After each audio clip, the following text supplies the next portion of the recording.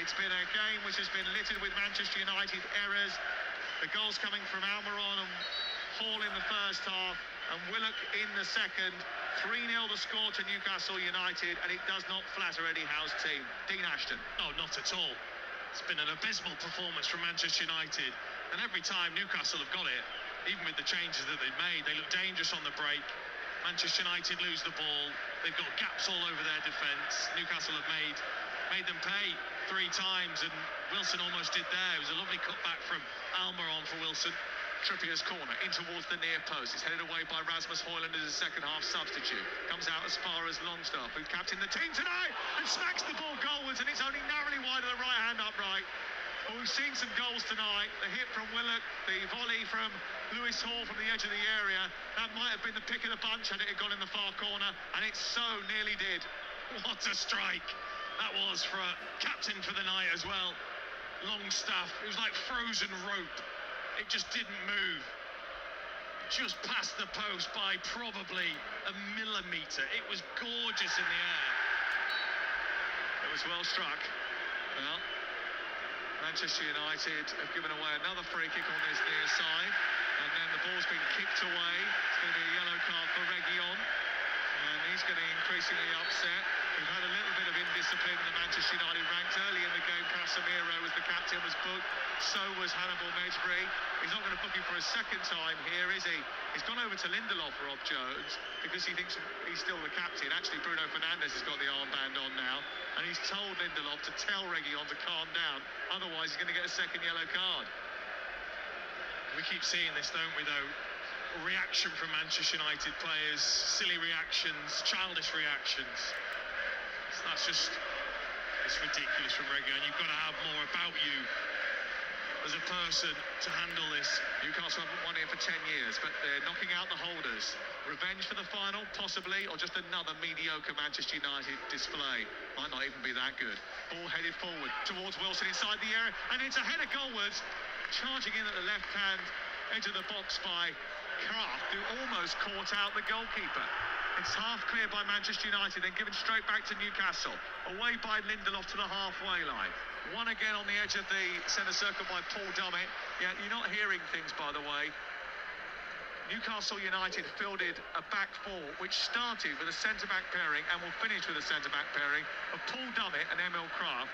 They've hardly played a game for 18 months between the two of them, and yet Manchester United can't score past them. No, they've seen off Martial. They've sent him to get his jacket on. And so far, Manchester United haven't had a shot, actually, since Rashford, Højlund and Fernandes have come onto the pitch. Emil Kraft nearly scored at one end. The other end, from where he's been operating for most of the night. 78 minutes on the clock, and Newcastle leading by 3 goals to 0. And that's going to be a foul on Guimaraes by Amrabat. He gets a yellow card. That was lovely from Guimaraes. Just saw Amrabat coming, opened his body up, let it come across, and then just peeled away from the Moroccan. Manchester United have had 3 captains tonight. The latest is Bruno Fernandes.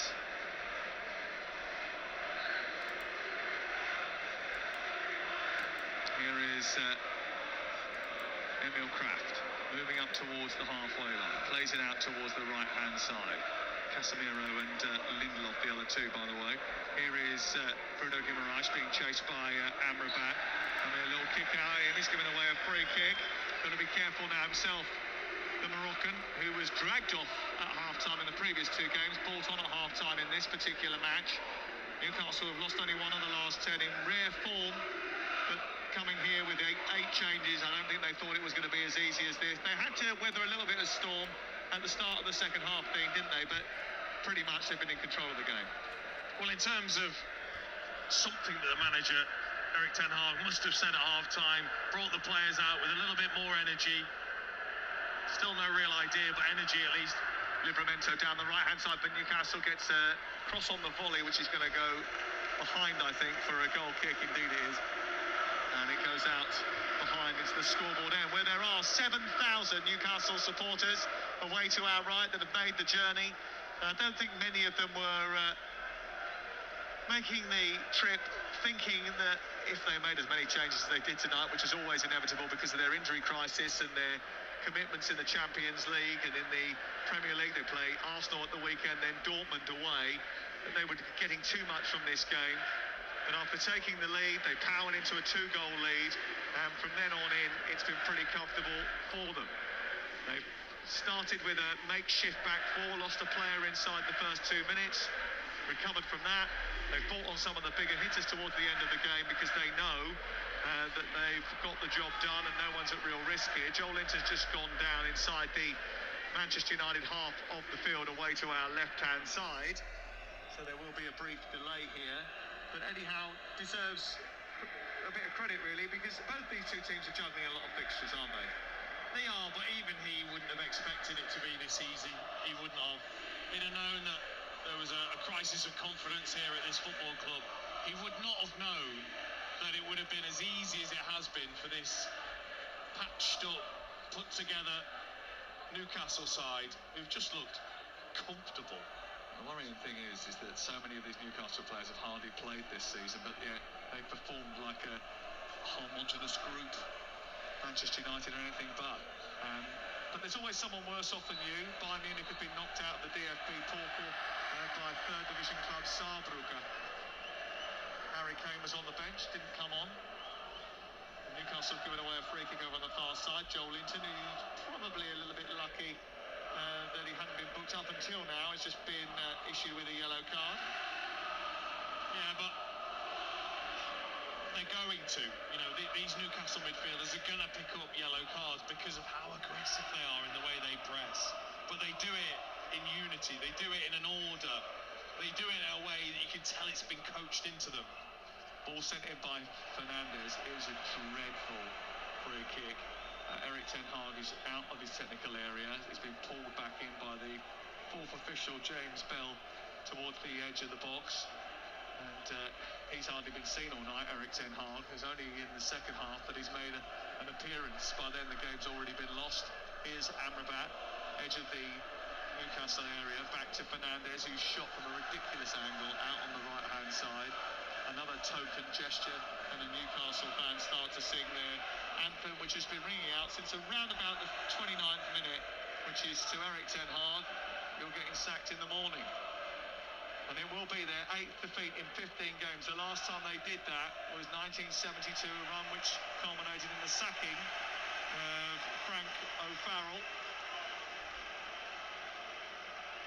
Goal kick to Newcastle, despite the attack from Mason Mount down that left-hand side. I think they run out of room there. Do the cross-code out and then come back in again. It's a few empty seats now, Dean.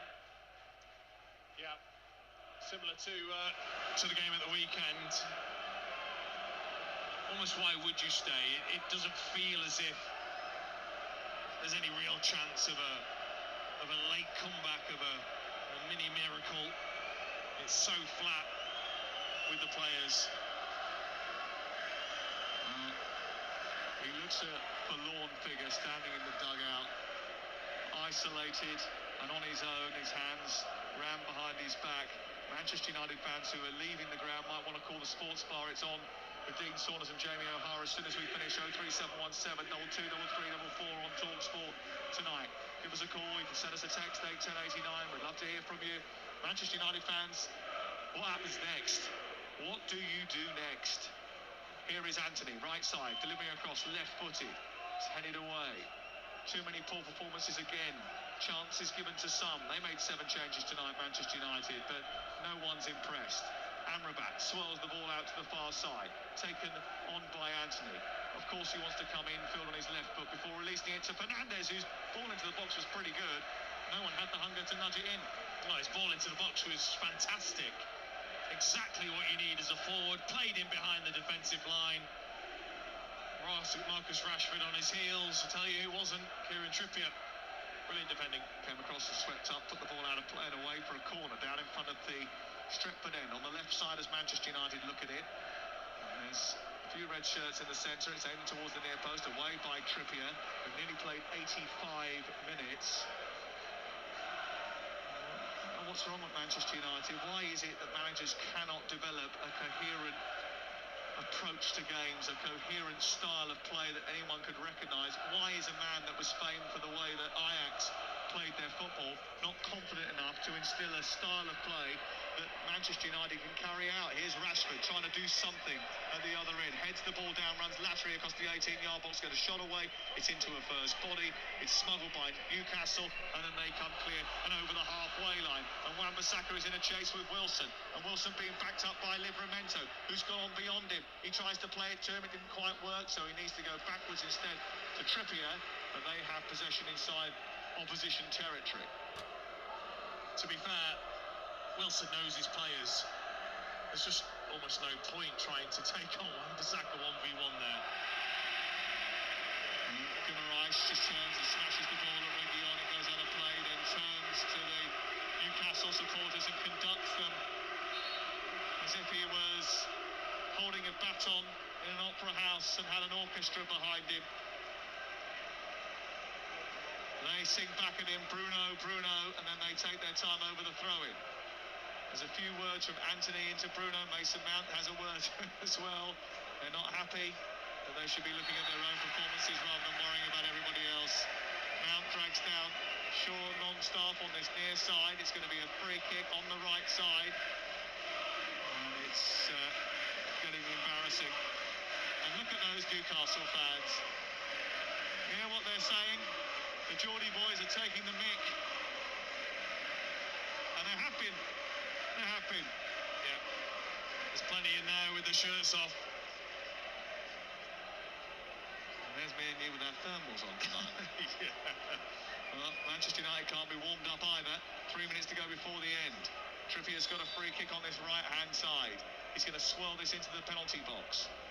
Right-footed, deep towards the far post. It's a Newcastle head that gets there first, but it's an easy take for Onana, and he looks to clear upfield. There was a pass on for him to Anthony over on the far side, but he declined to release it that quickly, and as a result, any chance of catching Newcastle on the hop came to an end. What has happened to Old Trafford?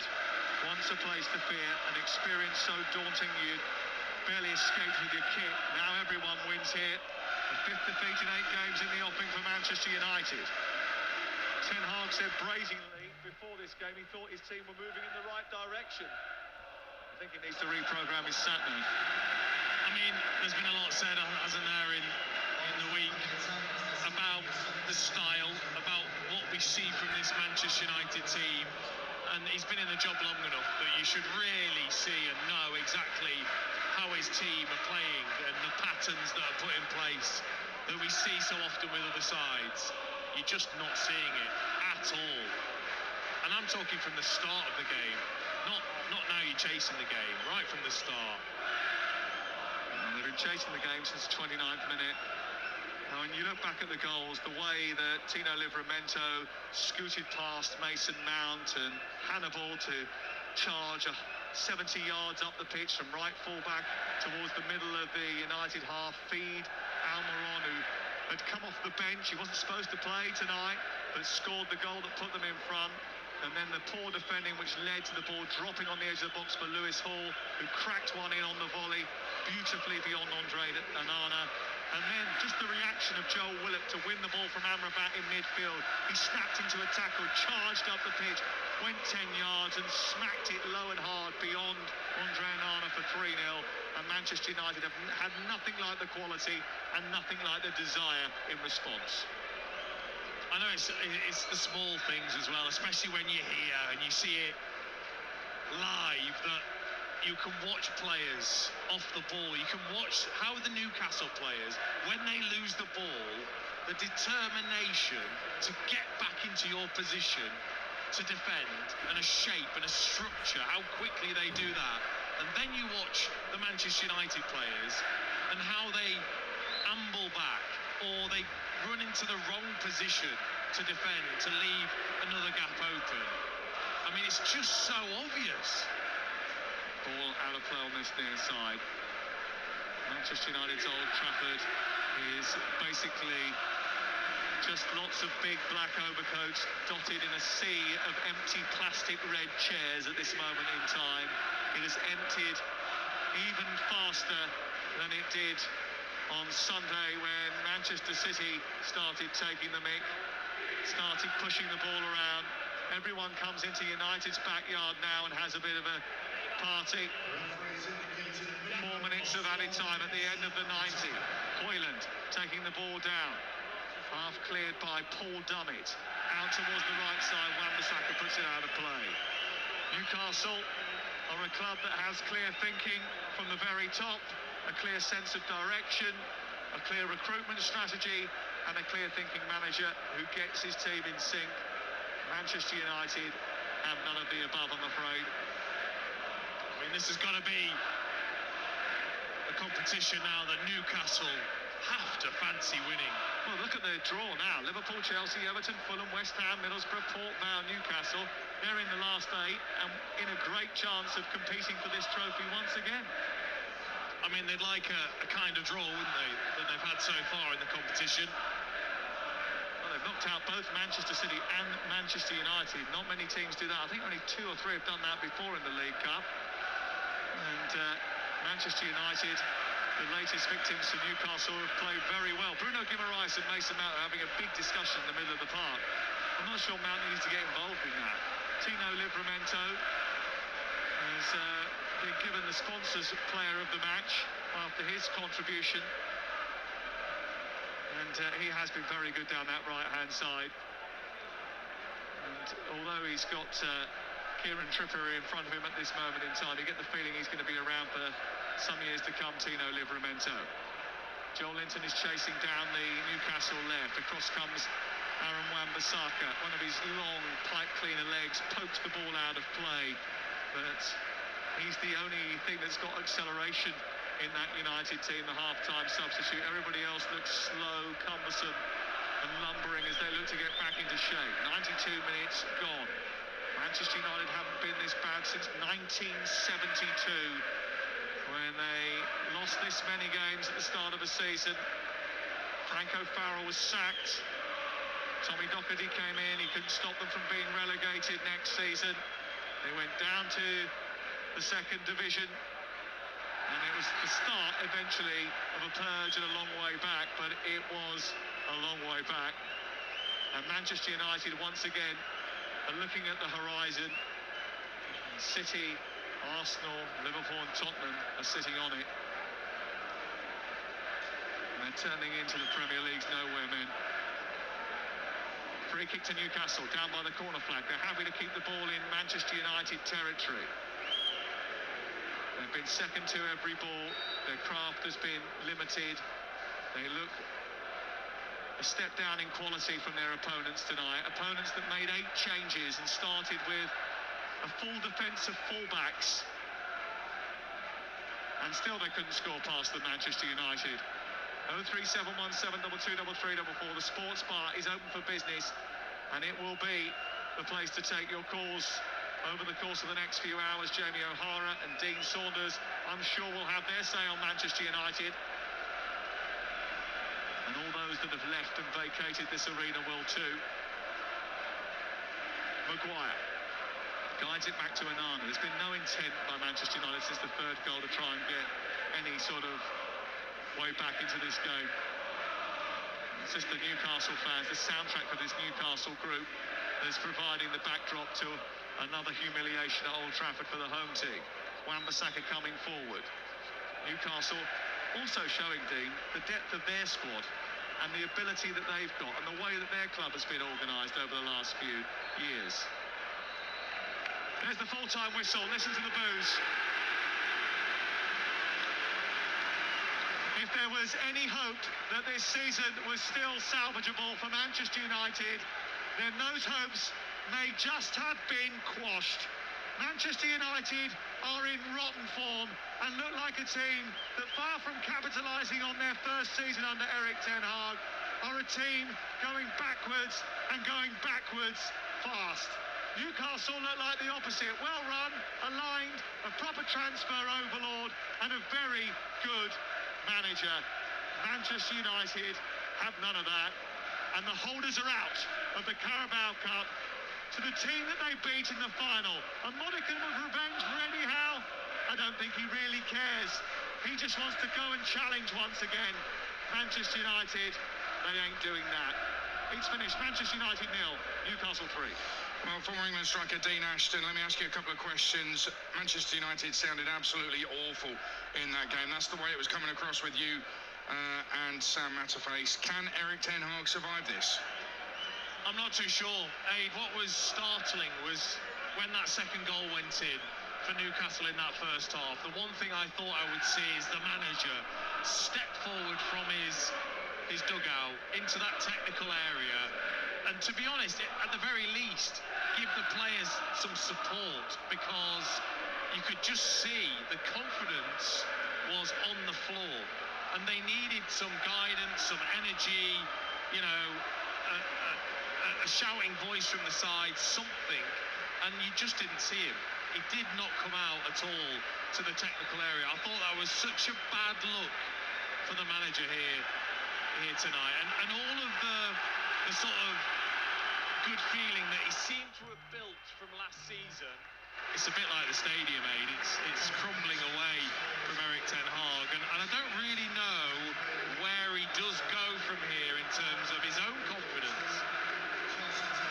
Newcastle United, injury hit, resting players for the Arsenal game at the weekend. They've gone there and made it look easy with a defence that actually really isn't a defence on paper. Kraft and Dummett at centre-half. They're not centre-halves and they barely play anyway, so all credit to them. And the goals they scored were fantastic.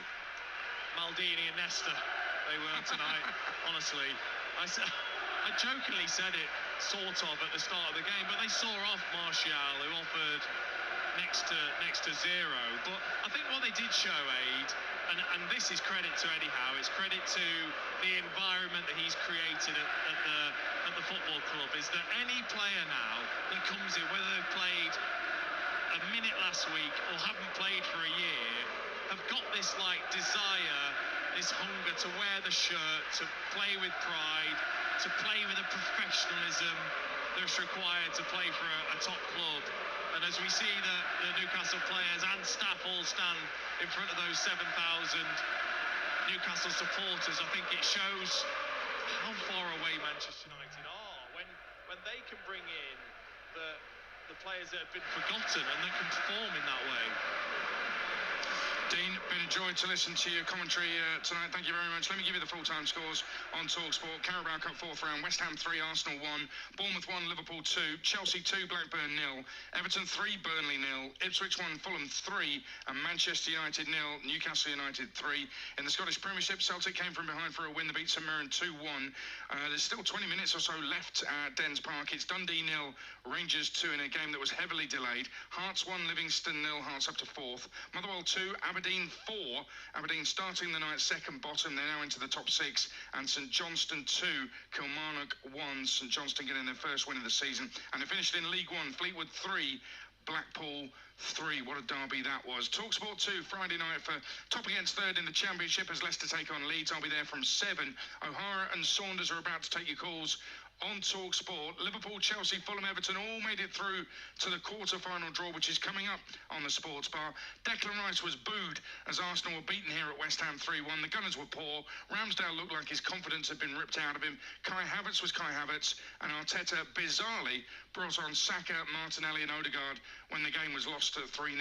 And at Old Trafford tonight, massive story. Newcastle fans were singing, "You're getting sacked in the morning" to Erik ten Hag, because Manchester United were atrocious this evening. Newcastle scored 3 great goals as United took a home beating for the second time in less than 4 days. Can ten Hag survive? TalkSport 2, official broadcast partner of the Premier League. Here we go, another day in the factory of dreams. Something worked! Chaps, it's here, it is here. That is Chiron's actual car. That is unique. No, I received the invoice today. It's done our budget. Oh, God. Some grown-up, sensible thoughts. What do you know about anything?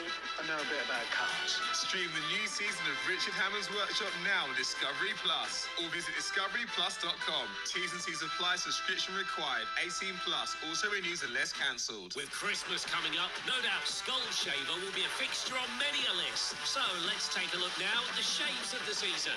First, there's the Pitbull Silver Pro. On his head, even though it's wet, he made it look easy. Next, the Pitbull Platinum Pro. And my word, he looks pleased he got his hands to that one. And the Skull Shaver Pitbull Gold Pro. It's a bestseller. Heading for the top corner in the bathroom cabinet. With bundle discounts and special bonus gifts galore, shop the whole range now at skullshaver.co.uk. Inflation in the UK, 6.7%. Inflation in Germany, 4.5%. Inflation in France... Oh, any good news? Zero. Huh? 0% commission when buying stocks at XTB. Nice. But how about ETFs? 0% commission when buying stocks and ETFs at XTB. And you can start investing from just £10. Now that is good news. Download the XTB app and get started with commission-free investing. For monthly turnover equivalent up to €100,000, T&Cs apply. The financial instruments we offer are risky. Invest responsibly. It's the speed. It's the competition. It's all or nothing. Team sport indoor karting. With adrenaline-fueled action on every straight, ramp and corner. It's where you, your mates and colleagues can be champions for the day. It's the ultimate karting experience. With 35 tracks nationwide, there's a Team Sport track near you. Book online and save 10% with the code GET10 at team-sport.co.uk. Why do more broadband switchers choose us? Because EE Broadband is free for 3 months with nothing to pay up front. It's also ultra reliable, and it's powered by BT, keeping home workers working, gamers gaming, and TikTokers ticking. So switch to EE Broadband and get 3 months free, then just $35.99 a month. Now that's why more broadband switchers choose us. Search EE Broadband deals now. Month 4 from $35.99. 24-month contract. Broadband only. New customers. CPI plus 3.9% increase each March. Verified ee.co.uk/claims. Terms apply. Get that Euro Millions feeling this Friday. 10 UK winners are guaranteed to be millionaires. That's 10 more reasons to dance. That's 10 more robots, 10 more limbos, 10 more salsas. 10 UK winners are guaranteed to be millionaires this Friday. Euro Millions from the National Lottery. Play on app. Count terms, rules and procedures apply. Players must be 18 or over. Stoneacre are driving down the cost of owning a fully electric vehicle with this exclusive offer. Save up to £17,000 on a Maxus van or pickup with the OLEV grant and our exclusive Stoneacre scrappage allowance. Worth up to £12,000 for your current car or van. Available for immediate free nationwide delivery. They come with a free EV wall charger and a 5-year warranty. Visit stoneacre.co.uk/Maxus vans. Motoring for life. This is TalkSport 2. On DAB+, online, via the TalkSport app, and on your smart speaker. EFL All Access on TalkSport 2.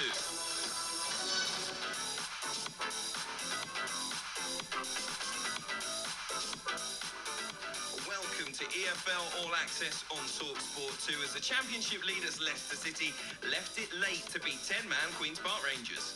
We got an effort! Oh, I said I didn't want to tempt fate, but it took something really special, and I mean really, really special, for Harry Winks to make it QPR 1, Leicester 2.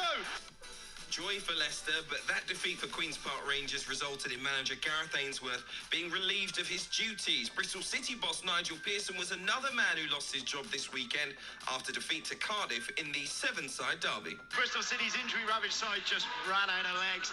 Ruben Colwell wrapped it up in injury time with a cracker. It's Cardiff 2, Bristol City 0.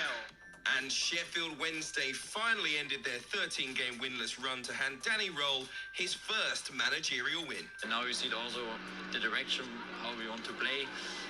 And today a clean sheet, 2 goals, and a great performance with a high intensity against a difficult opponent.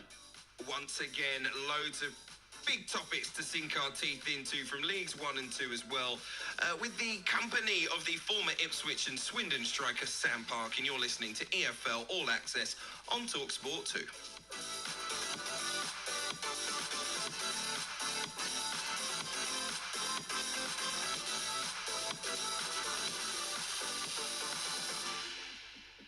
Hello, welcome. I am Hugh Wisencroft, back once again. A couple of games since we last spoke, but plenty, I guess, in the Championship in particular to discuss. As we see teams, I think the pack's still sorting itself out, but we do see some teams beginning to rise, beginning to find some form, others maybe drifting away a little bit, and that has led to a couple of big managerial changes. That'll be our first topic tonight on EFL All Access. I'm alongside, as I mentioned, the former Ipswich and Swindon striker Sam Parkins. Sam, how are you? Very good, mate. As these weeks go on and managers lose their jobs, I think we're in the right business, mate, aren't we? It's getting a bit crazy now with the managers losing their jobs. It gets worse every year. I think it's probably a bigger and longer conversation when we've got more time. But yeah, it's probably getting to a stage now where some ex-players coming out of the game will have to think really hard. I know the top players do, and it's nicer for them to be in a television studio. But for the likes of my peers who played in the bottom tiers, they've got to make it, so they want to go into coaching and want to get these jobs. But at the moment, I could understand if you'd want to stick in the academy or, maybe have the security, having a job as an assistant or something like that, because there is just so much pressure and just no time at the moment for these managers. The pressure has got too much at a club I know that you have feeling for in Queen's Park Rangers, sacking their head coach Gareth Ainsworth. A run of 9 championship games without a win, leaving them 6 points from safety. He was only appointed in February after 11 very successful and happy years at Wycombe Wanderers. He only won 5 of his 28 games in charge. The Ars have now lost 6 consecutive matches, including Saturday's defeat by Leicester. Now, the chief executive, Lee Hughes, said many supporters have told me in recent months that they've never wanted someone to succeed more than Gareth, which is an indication of the fondness everyone associated with QPR has for him, of course, as one of their former players. But unfortunately, results this season haven't gone the way we all wanted to. We feel a change is necessary. It's so interesting when you think about Queen's Park Rangers. We know under Mick Beale, of course, at the start of last year, they were flying high. Neil Critchley came in, certainly didn't work out for him. And then you felt Gareth Ainsworth's appointment was one that was made to appease the fans. Now, we get on to who might replace him very, very soon. I feel like it might go down that road once again. It's almost like those that are up high in that football club have created a barrier, used Gareth Ainsworth between the anger of the fans over how the club is being run and themselves. And we've seen Les Ferdinand leave the club in the summer, and he was one of those that was heavily criticised by the fans at times. But when it comes to the football, the results weren't there. But it does hark back to this decision being made to bring Ainsworth into the club as to whether he was really ever going to be the right man for the job. Yeah, I agree with some of those points. I think to a degree there may be something in it, bringing in an ex-player when they hadn't really at any stage over the last few years got their house in order. I think financially the club's had big issues. I think that's a big part of this. I think Gareth Ainsworth's management in the last few months, his opportunity that he hasn't gone well, and I think that's a big ingredient as to why they are sitting where they are in the league, clearly.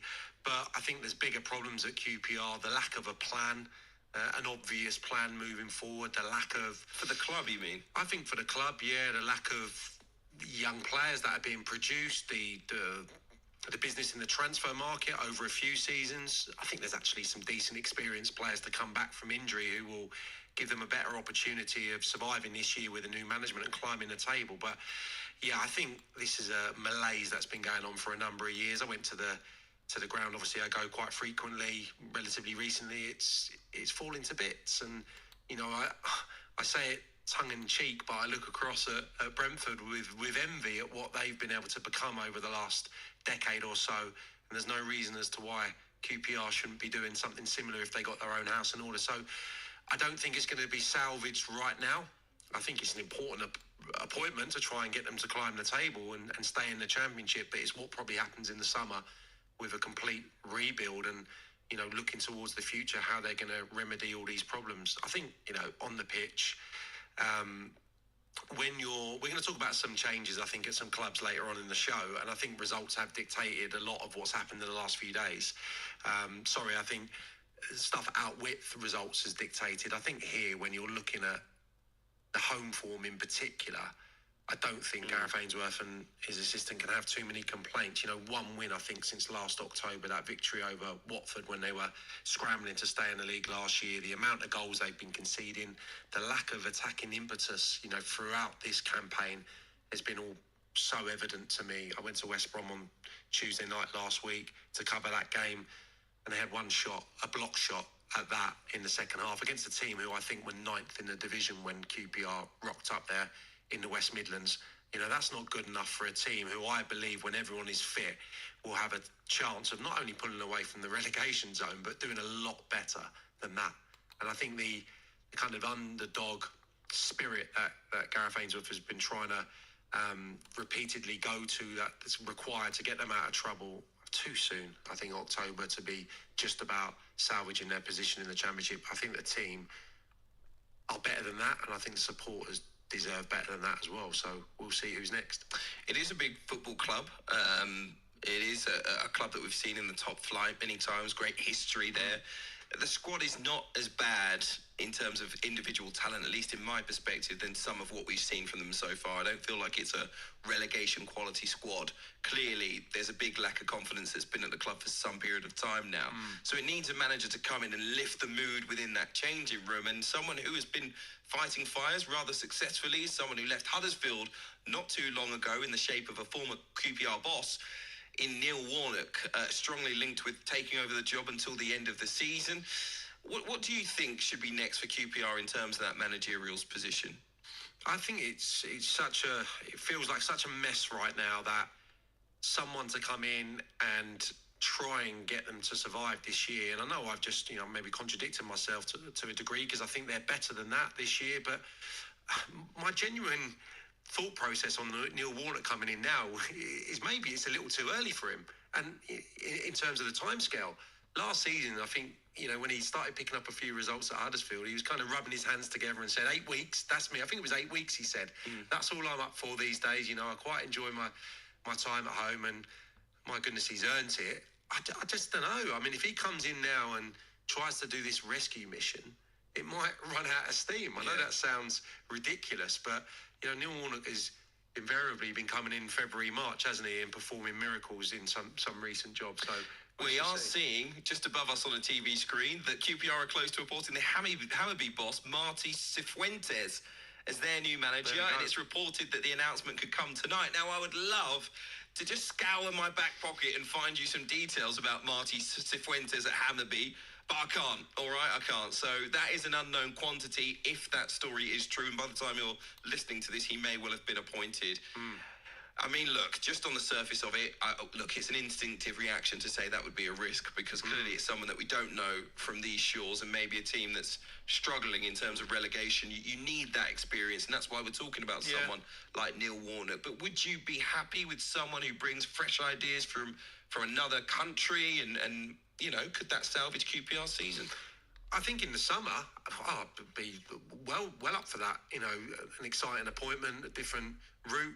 Yeah, I mean, it's a hell of a gamble right now. It could turn out to be a masterstroke, so you don't want to go in two-footed. But I just feel there is, some players at that club that aren't contributing right now. Obviously, we've spoken about, Chris Willock so often, probably me and you, Hugh, and you know what a big fan I've been of him in QPR colours. And I just think, if we were talking about someone like Neil Warnock, he would clearly come in and identify those forward players. That's what he does, and gets them playing.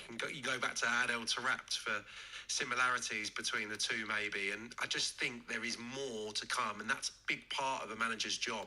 And I don't know what's been going on in the training ground, and there's clearly a reason as to why he in particular has not been performing. But I think whoever is the new guy needs to tap into some of those players that haven't been producing, find out why, and try and find a style, a formation, a setup that gets the best players in it. I mean, that has taken me by surprise. There must be a link there. Exciting, absolutely. Timing, not so sure. But there's plenty of the season to go back to my earlier point, with 14 games in. 14 games in, it shouldn't be about survival at this point. Just to say, Cifuentes had Hammarby third in the table in Sweden last season. He got them into this year's Europa Conference League, so he has currently got a club in European competition that he's managing, so it would be quite a step for him if he wants to come and take over a QPR in a relegation battle. We'll see exactly what the club does in terms of their next appointment, I'm sure, in the coming days. But Nigel Pearson is another manager who has been sacked this weekend. The Bristol City, now former boss, has gone after 2.5 years in charge. The Robins 15th in the table. They've lost 5 of their past 7 matches. The latest Saturday's 2-0 defeat by Cardiff. That's his last game as manager, appointed in February of 2021. His contract was due to expire at the end of the season. It was a difficult decision to make. We recognise and appreciate how much Nigel has done for the club on and off the pitch, said the chairman, John Lansdowne. We all wanted Nigel to achieve our ambition to be promoted, but with our recent results, we feel now is the time to make a change and give the club the best possible chance of success. And I was going to ask, I'm surprised by this because it feels like, and no club should have small ambitions, but what do Bristol City think they are as a football club? What is their expectation? How do they feel their manager should carry them forward? They've lost and sold some very good players, so it was a bit of a transition season this year. But if you're talking about promotion this season and you look at the size and the history of recent history of some of the clubs in the Championship, I can't believe that Bristol City think that that's pragmatic. And ultimately under Nigel Pearson, they were a steady, solid club. I didn't feel like they were going to be close to relegation. Now, maybe that is something they were thinking about. It doesn't sound like it based on the statement itself. They're thinking more about their chances of getting into the playoffs and getting promoted. I just don't think it's realistic. What do you think, Sam? I think my standpoint on it is pretty straightforward.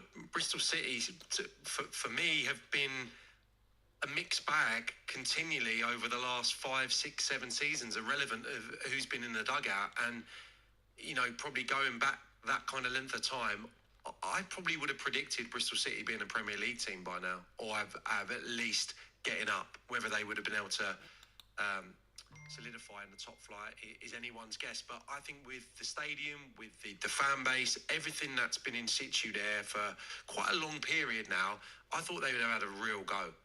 And Lee Johnson's not been able to get them there. Dean Holden had that brief period.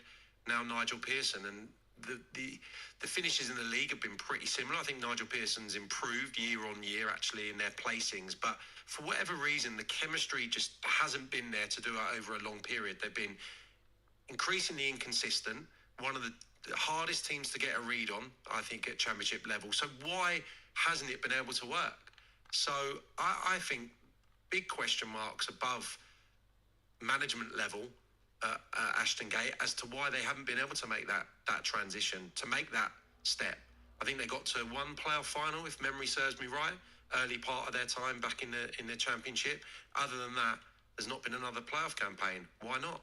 I believe they should be looking at other teams that have been able to make it, and the supporters should ask why it hasn't been them. All right, more to come from the Championship next on EFL All Access in partnership with 888 Sport. Made to challenge, made to debate, made to play. It's 18+. BeGambleAware.org. TalkSport 2.